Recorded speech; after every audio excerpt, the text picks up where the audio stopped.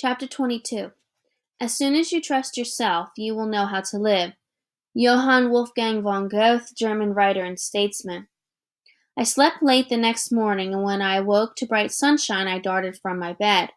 Why was it so quiet in here? Had Fritz overslept too?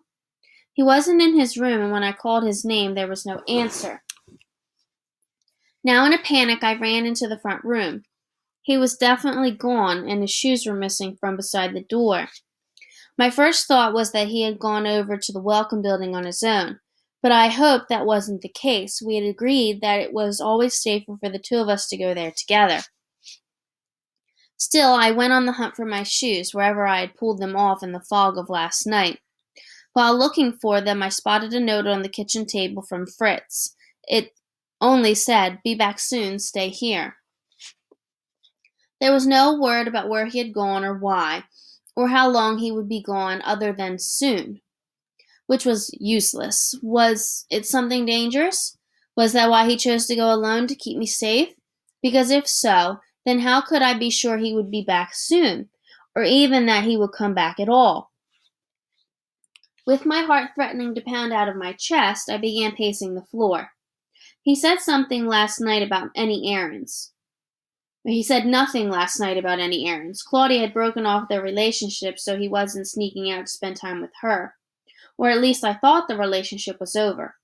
If she wanted him back, I knew he'd agree to it in an instant.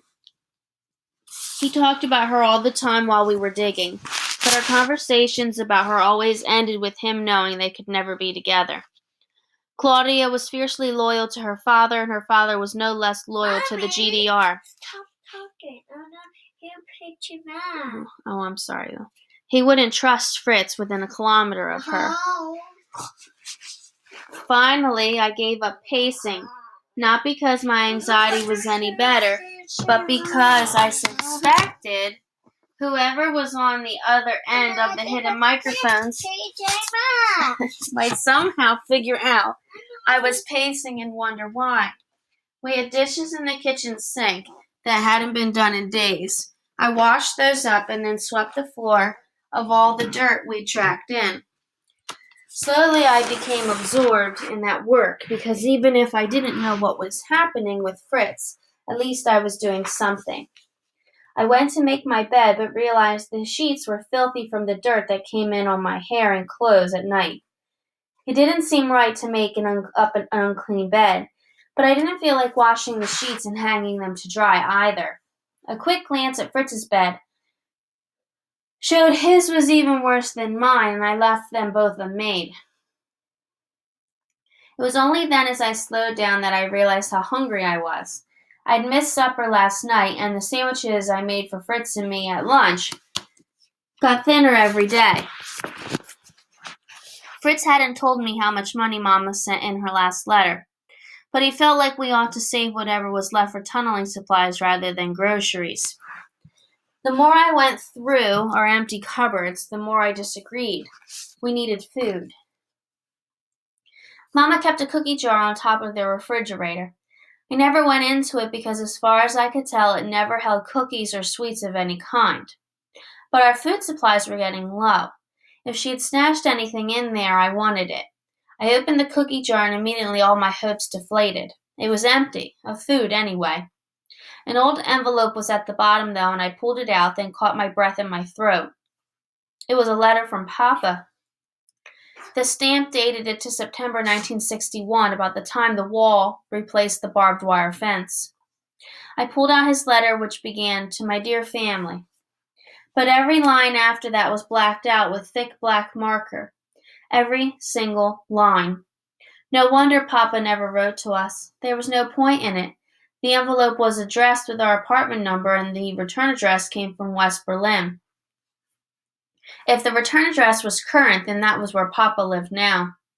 And maybe his letters were blacked out, but if I wrote him, would my words be blacked out too? I couldn't see anything wrong with a daughter writing to her father in the West. No matter who the father was, and no matter what the daughter really wanted, it should be okay. Well, that last part wasn't true. I had to be careful. The letter I wrote to my father was simple. I said nothing more than what was absolutely had to be in the letter and weighed each word carefully just in case the Stasi intercepted it. Papa, I hope all is well with you. We are all fine, though Mama is out of the city to take care of Oma Gertrude's broken leg. Can you please send some money to help us plant a garden? Fritz is looking for work and we need a little extra. Love, Gerda. I debated whether to mention anything about the tunnel, but couldn't figure out a way to word it that wouldn't tip off the Stasi. There were so many questions I wanted to ask, none of them more important than whether Fritz and I were doing what he wanted by digging the tunnel. But I wasn't foolish enough to write a question like that. Before I could talk myself out of sending the letter, I put a stamp on it and then ran down to the street to drop it in the post office box. That's where I was when Fritz came running up to me with a paper in one hand and a bag in the other. What are you doing out here? He asked. Nothing. I frowned at him. Where were you? I've been worried. Fritz pulled me near the wall of our building and showed me the paper. They're called Schrebergarten, allotted spaces for interested families. The state gives permission to garden in certain areas legally. I went to ask if we might use that small piece of land near the Welcome Building to make a garden. This paper is our permit, and in this bag I even have some small gardening tools and corn seeds. They just gave them to us? The condition is that we don't own the land, and we certainly can't live on it. And technically, they'll own everything we grow, though they said we could share in the harvest. They don't mind that it's so near the wall? A lot of farmland comes up to the wall, so they're used to it. Fritz's smile was so wide it nearly spread off his face. Don't you see? We have a reason to be there now. Even their permission. We don't have to sneak on and off the property anymore.